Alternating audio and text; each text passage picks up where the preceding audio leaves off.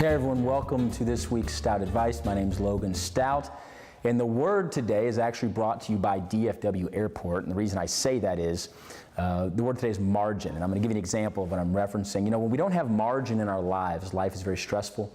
We feel very confined, very constrained, and I'm going to give you an example. DFW Airport is doing a bunch of construction right now here in Dallas, Texas, and when you go through the little toll booth to get into the airport, they have these concrete walls on each side of the car. And normally you have a normal lane, right? And a lane is there so you have a little margin on each side. Okay, so if you're, if you're swerving a little bit, whatever, you're not going to hit the car next to you. That's why the lanes aren't the width of the car. They have some margin in there, right, to keep everybody safe. Well, in these toll booths at DFW Airport right now, there's no margin hardly. And it's hilarious because, well, I guess it's not funny if it's your marks on the wall, but there's marks all over the wall. And I was laughing going, holy cow, people's cars are getting destroyed because of the lack of margin in these concrete barriers. I mean, you have to be on your A game to get your vehicle through that toll booth, or you are going to scrape your car on the side of these concrete barriers.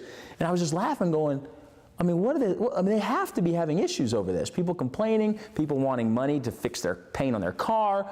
It's insane, and it dawned on me as we were doing these Stat Advice videos. It's amazing how we live life like that sometimes. There's times in life where we just don't have enough margin, and what it does is it creates stress, it creates constraint, it creates fear. And I'm afraid I might hit the wall. I'm stressed I might hit the wall. I'm constrained, I have no margin. And I think so many of us do that. We do that with time.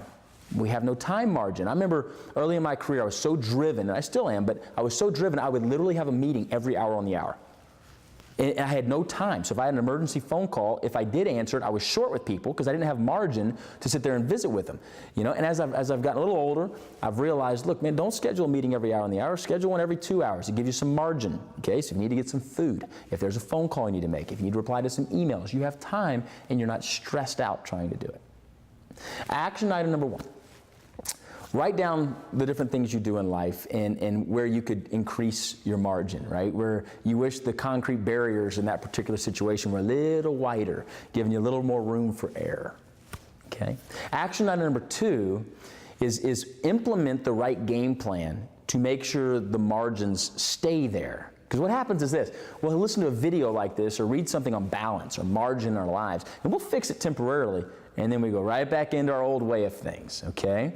And so action item number 2 is I want you to put some control mechanisms, some boundaries in place to make sure your margin stays there. And then action item number 3, here's the biggie.